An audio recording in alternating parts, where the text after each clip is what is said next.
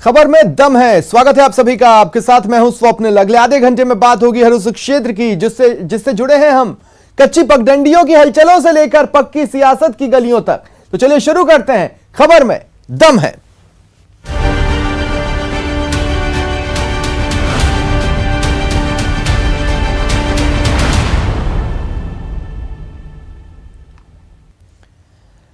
क्या करौली और जोधपुर में हिंसा एक खास पैटर्न का नतीजा है? आखिर सीएम अशोक गहलोत को ऐसा क्यों कहना पड़ा? करौली, अलवर और जोधपुर मामला किसी प्रयोग का परिणाम है। अपनी शांति और भाईचारे के लिए मशहूर राजस्थान के शहर दर शहर जिस तरह से हिंसा की चपेट में आ रहे हैं, ऐसे में यह सवाल उठना लाजमी है और यही सवाल सीएम अशोक गहलोत भी पूछ रहे हैं।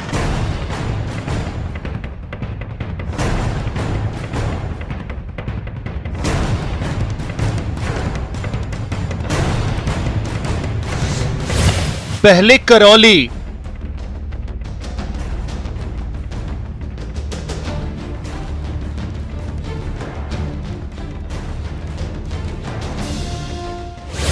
फिर अलवर,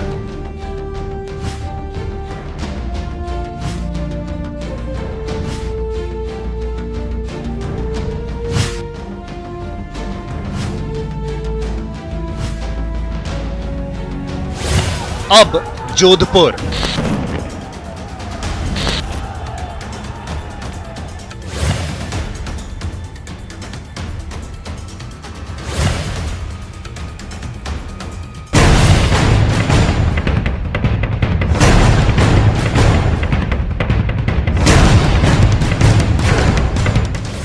करौली के बाद जोधपुर में प्रयोग। ये तो इनकी प्लानिंग थी दंगे भड़काने की। करौली के बाद में जोधपुर के अंदर, रामगढ़ में इनका खुद का बोर्ड है, वहाँ पे भी। ये तो ठीक है, हम लोगों ने पूरा प्रयास करके टाइमली एक्शन कर लिया, इसलिए छूट-फूट घटनाएं हो गई, कहीं आगजनी हुई, हमने अरेस्ट कर लिया सब लोगों को। कुछ लोग भागते फिर रहे हैं, उनको छोड़ेंगे नहीं हम लोग। 7 राज्य में हिंसा का एक पैटर्न कैसे? करौली का जो प्रयोग था इनका, वो लेबोरेटरी हो गई एक प्रकार से। आप देखा, रामनवमी में हमने दंगा नहीं होना दिया राजस्थान में। सभी धर्मों के लोगों ने फूल बरसाए रामनवमी पे जुलूस पर। 7 राज्यों में दंगे हुए, 7 राज्यों में दंगे हुए, फिर बुलडोजर चले सब जगह पर। करौली में जो तरीका हुआ था दंगा के भड़काने का, वो तरीका 7 राज्यों में था।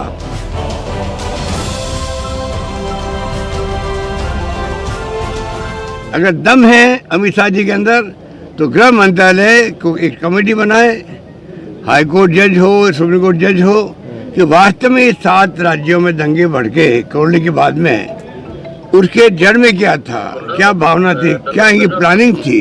साफ तौर पर सरकार की इंटेलिजेंस की कमजोरी, मुख्यमंत्री की अपीजमेंट की पॉलिसी, उसके कारण ये सारी चीजें हुई है। इसलिए उनको लगता है कि ये दंगा तो नहीं कह सकते, क्योंकि दंगे में तो 2 पक्ष होते हैं, यहाँ तो केवल बलवा इसको कह सकते हैं। और उससे यदि मुख्यमंत्री इनकार करते हैं तो मुझे लगता है कि गृह मंत्री के नाते वो अपनी जिम्मेदारी से भाग रहे हैं। बीजेपी कहती है कि करौली से जोधपुर तक सरकार की इंटेलिजेंस फेल होने से मुश्किल हुई और भुगतना यहाँ की जनता को पड़ा। जो जोधपुर की घटना है लगभग वैसी घटना है, जिसमें बच्ची से छेड़छाड़, दुष्कर्म से लेकर जो लोगों को चोटें पहुंचाई गई, पेट्रोल बम फेंके गए, तलवार लहराई गई। मैं खुद प्रत्यक्ष उन लोगों से मिल के आया हूं। तो जो सामने आंखों पर देखी है उसको इनकार कैसे करेंगे? कांग्रेस का आरोप है कि सत्ता पाने के लिए बीजेपी राजस्थान की शांति वाली संस्कृति को कलंकित कर रही है। तो बीजेपी का पलटवार है कि राजस्थान को कांग्रेस ने दंगे की राजधानी बना दिया है। दरअसल हिंदू नववर्ष को लेकर करौली में हिंसा फैली तो ईद के मौके पर जोधपुर में बड़ा बवाल हो गया। करौली से लेकर जोधपुर तक हिंसा के पैटर्न पर सवाल उठ रहे हैं। करौली में नव संवत्सर पर रैली पर हमले के बाद हिंसा फैली तो जोधपुर में ईद की नमाज के ठीक पहले झंडा लगाने को लेकर विवाद में हिंसा हुई। सीएम कहते हैं कि हमने दंगा फैलने की सारी साजिश बेनकाब कर दी, तो बीजेपी कहती है कि अपराधों की राजधानी बना दिया। ये हमने तय कर रखा है, किसी भी कीमत पर राजस्थान में हिंसा नहीं होने देंगे और ये जो इनकी हरकतें हैं इनका मुकाबला करेंगे। सर आपकी हम चाहेंगे कि चाहे कोई पॉलिटिकल पार्टी के लोग हों, हिंसा का कोई समर्थन नहीं करें। राजस्थान में जिस तरीके का तनाव हुआ है ये कभी नहीं होता था। राजस्थान की इमेज एक शांतिपूर्ण प्रदेश की थी, उसको एकदम अपराधों की राजधानी में बदल दिया, उसमें दंगों की राजधानी में बदल दिया। तो मुझे लगता है कि केवल उनकी बातें सियासी हैं, लेकिन धरातल पर जिस तरीके का दृश्य है वो डरावना भी है और दुर्भाग्यपूर्ण है। जोधपुर और करौली में और भी कई बातें समान हैं। दोनों ही जगह साजिश पहले से तय मानी जा रही है, तो स्थानीय लोगों का दोनों ही जगह आरोप है कि बाहरी तत्वों ने हिंसा फैलाई। ऐसे में बीजेपी का सवाल है कि समय रहते कार्रवाई क्यों नहीं हुई। किस बात का इंतजार कर रहे थे कि खुद के उनके गृह क्षेत्र में इस तरीके से एक शांतिपूर्ण शहर है उसमें आग लग जाए। करौली में कभी नहीं हुआ था, जोधपुर में कभी नहीं हुआ था। एक लंबी फहरिस्त है एक के बाद एक इस तरीके से। 2023 की जंग नजदीक है तो कांग्रेस के राष्ट्रीय नेता अपने भविष्य की रणनीति बनाने के लिए उदयपुर में जुटने वाले हैं, लेकिन ऐन वक्त पर राजस्थान के शहरों से आती हिंसा की खबरों ने सीएम को चौकन्ना कर दिया है और सीएम इसे लेकर केंद्र को सीधी चुनौती देते दिख रहे हैं। सीएम कहते हैं कि बीजेपी की इस बौखलाहट को समझना मुश्किल नहीं है। दरअसल राज्य की जनता ने 2023 के लिए अपना मन बना लिया है और आने वाली हार की आहट से बीजेपी समाज को तोड़ने में लगी है। कुल इनकी तैयारी यही है, आग लगाओ, क्योंकि चुनाव हार रहे हैं। अगले चुनाव इनको मालूम पड़ गया कि राजस्थान की जनता इस बार फैसला अपने तरीके से करेगी। कानून व्यवस्था राजस्थान सरकार के लिए बड़ी चुनौती है। करीब 40 महीने तक सरकार चला चुकी कांग्रेस किसी भी मुद्दे पर पिछड़ने को तैयार नहीं है, तो कानून व्यवस्था के मुद्दे पर सरकार पर वार बीजेपी के लिए सबसे आसान हथियार है। जिम्मेदार चाहे जो भी हो, लेकिन सवाल तो साफ है कि आखिर राजस्थान के शहर लगातार हिंसा के शिकार क्यों हो रहे हैं। कैमरामैन अविनाश के साथ दिनेश शर्मा, न्यूज 18, जयपुर। बीजेपी कांग्रेस के खिलाफ एकजुटता का नारा देती है, लेकिन हकीकत में कुछ अलग ही देखने को मिलता है। एक बार फिर अलवर कांड को लेकर बीजेपी की रैली के पोस्टर में वसुंधरा राजे की तस्वीर गायब दिखी।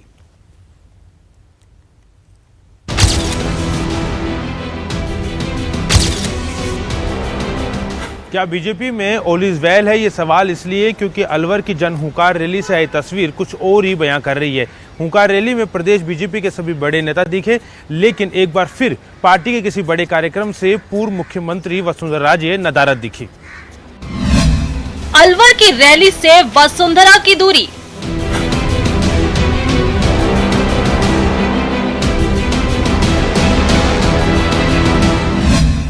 पार्टी के पोस्टर से पूर्व सीएम फिर गायब।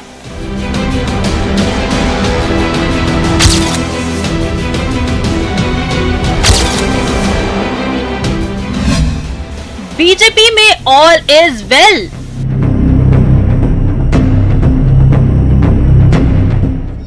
जी हां, सवाल यही है कि क्या बीजेपी में ऑल इज वेल है, और सवाल इसलिए कि पूर्व मुख्यमंत्री वसुंधरा राजे ने एक बार फिर बीजेपी की बड़ी रैली से दूरी बनाकर रखी। राजे क्यों और किस कारण हुंकार रैली में शामिल नहीं हुई, इससे ज्यादा चर्चा पोस्टर से गायब उनकी फोटो को लेकर है। बीजेपी की हुंकार रैली के पोस्टर में प्रधानमंत्री नरेंद्र मोदी, राष्ट्रीय अध्यक्ष जेपी नड्डा, प्रदेश प्रभारी अरुण सिंह, प्रदेश अध्यक्ष सतीश पुनिया और नेता प्रतिपक्ष गुलाब चंद कटारिया की फोटो दिखी, मगर वसुंधरा राजे यहाँ भी गायब थी। ऐसे में सियासी गलियारों में सवाल उठ रहे हैं कि क्या बीजेपी के भीतर सब कुछ ठीक है। पूर्व मुख्यमंत्री को जो है मंच पर उनकी तस्वीर नहीं है, कहीं भी पोस्टर में नजर नहीं आ रही। देखिए, ये ऐसा है, पार्टी का प्रोटोकॉल है और पार्टी का प्रोटोकॉल केंद्र से और प्रदेश से तय होता है। इसमें मैं कुछ नहीं कह सकता, लेकिन जो मुख्यमंत्री की बात कही तो भारतीय जनता पार्टी का एक एक कार्यकर्ता काबिल है, एक एक नेता काबिल है, और भारतीय जनता पार्टी के कार्यकर्ता निष्ठावान और राष्ट्र के लिए और प्रदेश के लिए समर्पित कार्यकर्ता हैं। वो सब सेवा भाव से भारतीय जनता पार्टी के साथ जुड़े, कोई पद की या कोई किसी प्रकार की महत्वाकांक्षा के भाव से नहीं जुड़े। लेकिन बीजेपी आलाकमान ने साफ कर दिया है कि संसदीय बोर्ड ही तय करेगा कि चुनाव से पहले मुख्यमंत्री का चेहरा घोषित किया जाए या फिर बाद में विधायकों की सहमति से सीएम का चयन हो। पार्टी अध्यक्ष जेपी नड्डा ने हाल ही में प्रदेश के वरिष्ठ नेताओं को दिल्ली बुलाकर नाराजगी जाहिर की थी और एकजुटता के साथ गहलोत सरकार के खिलाफ हल्ला बोलने के निर्देश दिए थे। दरअसल बीजेपी में एक गुट विधानसभा चुनावों से पहले सीएम चेहरा घोषित करने की मांग कर रहा है। वसुंधरा समर्थकों का मानना है कि अगर सीएम राज्य को चेहरा घोषित नहीं किया गया तो आने वाले चुनावों में बीजेपी को नुकसान होगा। ये पहला मौका नहीं है जब बीजेपी के पोस्टरों से राज्य का चेहरा गायब दिखा। करीब 8 महीने पहले बीजेपी प्रदेश कार्यालय में वसुंधरा राजे के फोटो लगे पोस्टरों को हटा लिया गया, जिसके बाद वसुंधरा ने विरोधियों को आड़े हाथ लिया था और कहा था कि वो पोस्टरों में नहीं जनता के दिलों में रहना चाहती हैं। बीजेपी नेताओं ने वसुंधरा राजे के नाम पर भले ही चुप्पी साध रखी हो, मगर कांग्रेस इस पर खुलकर बोल रही है और बीजेपी में गुटबाजी की पोल खोल रही है। बीजेपी के बड़े कार्यक्रमों से पूर्व मुख्यमंत्री वसुंधरा राजे की दूरी और पोस्टरों को लेकर प्रदेश बीजेपी के नेताओं की चाहे जो मजबूरी रही हो, लेकिन इतना तो तय है कि गुटबाजी और आपसी खींचतान की वजह से आने वाले विधानसभा चुनावों में बीजेपी को खामियाजा उठाना पड़ सकता है। कैमरा पर्सन दिलीप चेची के साथ सचिन कुमार, न्यूज़ 18 जयपुर। किसी यूनिवर्सिटी के वीसी से बौद्धिकता की उम्मीद तो की जाती है, लेकिन कोटा स्थित राजस्थान टेक्निकल यूनिवर्सिटी के वीसी राम अवतार गुप्ता पर जब एसीबी ने कार्रवाई शुरू की तो सभी की आंखें खुली की खुली रह गईं, क्योंकि वीसी साहब के पास अकूत काली कमाई निकली। राजस्थान तकनीकी विश्वविद्यालय को भ्रष्टाचार का अड्डा बनाने वाले कुलपति राम अवतार गुप्ता एसीबी के शिकंजे में हैं। जैसे जैसे एसीबी की पड़ताल आगे बढ़ रही है, वैसे वैसे कुलपति का काला साम्राज्य भी सामने आ रहा है।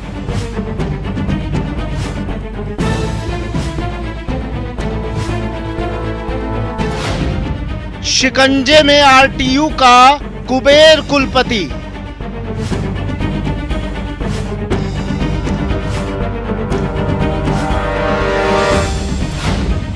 सीट बढ़ाने के नाम पर रिश्वतखोरी का खेल।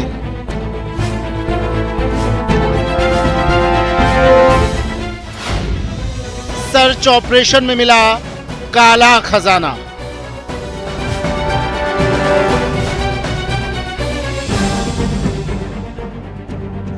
एसीबी के शिकंजे में आए इस शख्स को गौर से पहचान लीजिए। सूरत भले ही इंटेलेक्चुअल वाली हो, मगर इनके कारनामे किसी गैम्बलर से कम नहीं हैं तो राजस्थान टेक्निकल यूनिवर्सिटी के कुलपति, मगर जनाब पर तकनीकी शिक्षा को भ्रष्टाचार का अड्डा बनाने का संगीन आरोप लगा है।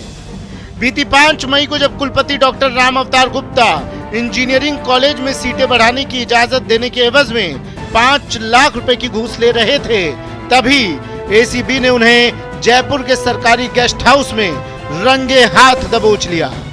जयपुर के इसी गेस्ट हाउस में डॉक्टर राम अवतार गुप्ता पिछले 4 दिनों से रह रहे थे। प्रोफेसर राम अवतार गुप्ता को एक सरकारी गेस्ट हाउस में 5 लाख रुपए की रिश्वत लेते हुए रंगे हाथों गिरफ्तार किया गया है। गेस्ट हाउस के इस कमरे में वो पिछले 4 दिन से रह रहे थे और उस गेस्ट हाउस की तलाशी में करीब 21 लाख रुपए उनके कमरे में और मिले हैं। निजी कॉलेज के संचालक ने वीसी के खिलाफ शिकायत की थी। इंजीनियरिंग की सीट बढ़ाने के लिए 10 लाख की डिमांड की थी।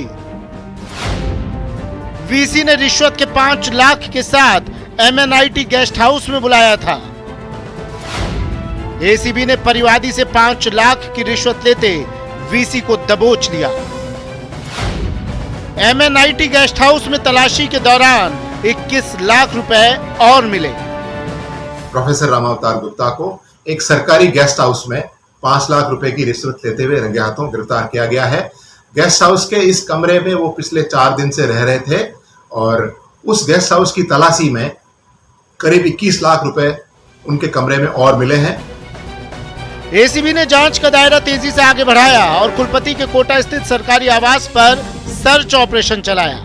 तलाशी के दौरान भ्रष्टाचारी कुलपति का सारा राज फाश हो गया। कुलपति ने भ्रष्टाचार के जरिए अचूक दौलत इकट्ठा कर रखी थी। 3,74,000 कैश मिला, 458 ग्राम सोना मिला, 6.5 किलो चांदी मिली। 25 बैंक अकाउंट में 79 लाख का बैलेंस मिला। पत्नी, बहन, साली के नाम 11 प्लॉट मिले। वीसी के नाम से निजी बैंक में लॉकर मिला। और भी अगर जहां ठिकाने हैं वहां भी हम पता करेंगे और वहां भी सर्च करेंगे। इसके अलावा जो एविडेंस अभी मिल चुके, टेक्निकल एविडेंस है, प्लस वो मौके पे जो मिले हैं और जो हमारे रिकॉर्डिंग है, उसके आधार पर इन्वेस्टिगेशन करके आगे कार्रवाई करेंगे। जयपुर निवासी राम अवतार गुप्ता पिछले 2.5 साल से राजस्थान टेक्निकल यूनिवर्सिटी कोटा में कुलपति रहे। इससे पहले वो Malviya national institute of Jaipur में कार्यरत रहे। बताया जा रहा है कि वो यूपीएससी और राजस्थान लोक सेवा आयोग की सिलेक्शन कमेटियों में भी रह चुके हैं। इतना ही नहीं, कुलपति के बेटे का कोटा में पॉलिटेक्निक कॉलेज है, साथ ही उसने 2 ट्रस्ट भी बनाए हुए हैं। राजस्थान टेक्निकल यूनिवर्सिटी के भ्रष्टाचारी कुलपति राम अवतार गुप्ता का कार्यकाल इसी साल जुलाई महीने में पूरा होने वाला था। यह गिरफ्तारी इसलिए भी अहम है क्योंकि राजस्थान टेक्निकल यूनिवर्सिटी के अंदर करीब 300 कॉलेज संचालित होते हैं। ऐसे में रिमांड के दौरान एसीबी कुबेर कुलपति से सीटों के नाम पर होने वाले लेन देन से जुड़े कई राज जानना चाहेगी। उसमें काफी संपत्ति के दस्तावेज मिले हैं, 11 प्रॉपर्टीज के डॉक्यूमेंट्स मिले हैं, काफी सोने चांदी से संबंधित आभूषण और 3,70,000 रुपए कैश और काफ़ी बैंक ट्रांजैक्शंस की डिटेल्स मिली है। उन सब की विवेचना की जा रही है और उसके आधार पर जो एक सारी समग्र पिक्चर सामने आएगी उसके हिसाब से कार्रवाई की जाएगी। एसीबी को अंदेशा है कि वीसी के लॉकर और अन्य ठिकानों से अहम सबूत हाथ लग सकते हैं। साथ ही एसीबी ने एमएनआईटी गेस्ट हाउस में राम अवतार गुप्ता से मिलने वाले लोगों की सूची भी निकाली है। माना जा रहा है कि एसीबी जल्द ही उन लोगों को भी पूछताछ के लिए मुख्यालय बुला सकती है। कैमरा पर्सन यासीन के साथ सौरभ गृहस्थी, न्यूज 18 राजस्थान, जयपुर।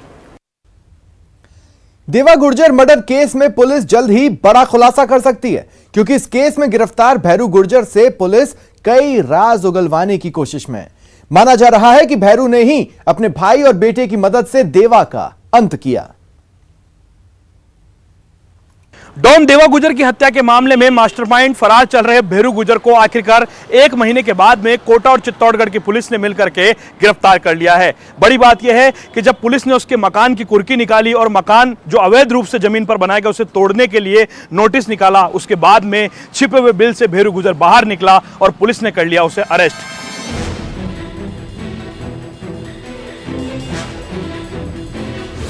डॉन की हत्या में सबसे बड़ी गिरफ्तारी।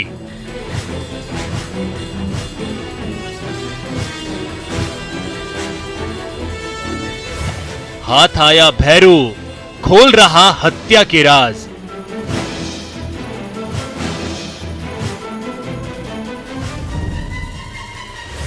एक महीने से दे रहा था चकमा। कोटा शहर की कमांडो टीम है, एक तो वो डीएसटी और डीएसपी, ये इन दोनों की टीमों के साथ ये तीनों जो टीमें थी, ये साथ जैसे जैसे इनपुट मिलता था वैसे वैसे हम ऑपरेशन करते थे और आगे जाकर मुलजिमों की तलाश जारी रखी। बहुचर्चित हिस्ट्री शीटर देवा गुर्जर हत्याकांड मामले में एकमात्र इनामी बदमाश भैरू गुर्जर रिमांड के दौरान कई राज उगल रहा है। हत्या के इस वारदात को अंजाम देने के लिए भैरू गुर्जर ने अपने जीजा, बेटे और भाई को भी गैंग में शामिल कर लिया था।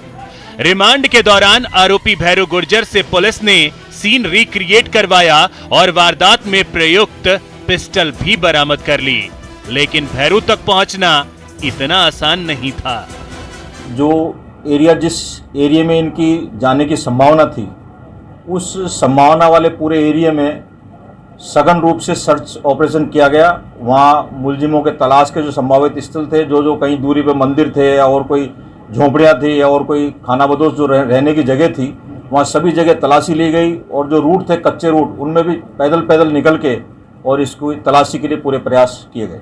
देवा हत्याकांड में पुलिस बाबू गुर्जर समेत 24 आरोपियों को जिन्हें नामजद किया गया था उन्हें गिरफ्तार कर चुकी थी, मगर 1 महीने से लगातार भैरू गुर्जर पुलिस को छका रहा था। पुलिस लगातार राजस्थान और मध्य प्रदेश के ठिकानों पर दबिश देती, लेकिन पुलिस के पहुंचने से ठीक पहले ही भैरू गुर्जर वहां से फरार हो जाता। आखिरकार 1 महीने तक लगातार चुनौतियों का सामना करने के बाद में राजस्थान की कोटा पुलिस ने आखिरकार भैरू गुर्जर को गिरफ्तार कर लिया है। बड़ी बात यह है कि भैरू गुर्जर से पूछताछ में कई चौंकाने वाले राज सामने आ सकते हैं। 1 महीने से फरार चल रहे भैरू की गिरफ्तारी पुलिस ने फिल्मी स्टाइल में की, क्योंकि पुलिस की पकड़ से बचने के लिए भैरू लगातार अपने ठिकाने बदल रहा था। पुलिस करीब 1 महीने से उसे मंडाना और मध्य प्रदेश से सटे इलाकों के घने जंगलों में तलाश रही थी। पुलिस को चकमा देने के लिए भैरू जानवरों के बीच भी रहता था। पुलिस को करीब 1 किलोमीटर दूर से देखकर भैरू घने जंगलों में छिप जाता था। ये चंबल के किनारे और मुकुंदरा की जो हिल्स की जो तलहटी है उसका जो क्षेत्र थे, बेसिकली सब वहीं के रहने वाले थे और वहीं पर ये छुपे हुए थे। देवा गुर्जर हत्याकांड में आरोपी पर चित्तौड़गढ़ पुलिस ने 5,000 रुपए का इनाम घोषित किया था। भैरू गुर्जर देवा हत्याकांड के मुख्य आरोपी बाबू गुर्जर का भाई है। भैरू पहले भी हत्या के मामले में जेल में रह चुका है। जेल में रहने के दौरान भैरू अन्य अपराधियों के संपर्क में आया था। 4 अप्रैल को रावत भाटा के एक सेलों में देवा गुर्जर की हत्या कर दी गई थी। देवा गुर्जर और बाबू गुर्जर के बीच प्लॉट को लेकर विवाद था, जिससे उसकी हत्या कर दी गई। पुलिस देवा हत्याकांड में अब तक सभी नामजद 25 आरोपियों को गिरफ्तार कर चुकी है। फिल्मी स्टाइल में हुई भैरू गुर्जर की गिरफ्तारी के बाद में पुलिस इस कदर भैरू से परेशान थी कि पुलिस ने भैरू गुर्जर पर 5,000 का इनाम भी घोषित किया था। बड़ी बात यह है कि भैरू पूछताछ के दौरान लगातार नए खुलासे कर रहा है। भैरू ने इस पूरे मामले में घटनाक्रम में अपने परिवार के लोगों को अपनी गैंग में शामिल किया और उसके बाद में पूरा षड्यंत्र रच करके देवा गुर्जर की हत्या को रावत भाटा में प्री प्लान के तहत अंजाम दिया। बड़ी बात यह है कि भैरू गुर्जर के खिलाफ लगातार कई मामले दर्ज हैं, मगर वो लगातार पुलिस के चंगुल से छूट भागता था। अब पुलिस ने इस पूरे मामले में फिल्मी स्टाइल में भैरू गुर्जर की गिरफ्तारी के बाद में उस पर 5,000 का इनाम डिक्लेयर किया और आखिरकार अब भैरू गुर्जर पुलिस की बेड़ियों के पीछे है और लगातार उससे पूछताछ की जा रही है। कैमरा पर्सन बलवीर के साथ लवली वधवा, न्यूज़ 18 जयपुर। तो देखा आपने, खबर में दम है। फिलहाल इतना ही, नमस्कार।